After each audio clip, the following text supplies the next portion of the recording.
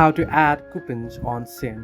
Hello everybody, welcome back to my channel. This is me Pipin Bisnath, and today I'll guide you on how you can add coupons on Shein. Well, in order to add coupons on Shein, you can simply open up Shein application. Once here, you want to select the item that you wish to purchase and you want to add it to cart. Then you want to head over to your cart and then proceed to checkout once you select them. So tap on checkout.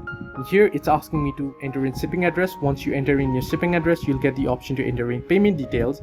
On the payment details page, you'll find the option that says promo code, where you'll be able to enter in your coupon code. If it is valid, you'll be able to use it to make the purchase. So this way you can add coupons on Shein. Hope this helped you. Do like and subscribe, and do not forget to leave a comment down below if you have any further issues, and if you want a detailed video on it, I've already made it previously, or if you want a new one regarding the newest options there, you can type it in on the comment and I'll make sure to check it out. Hope this helped you. Do like and subscribe, and do not forget to leave a comment down below if you have any further issues.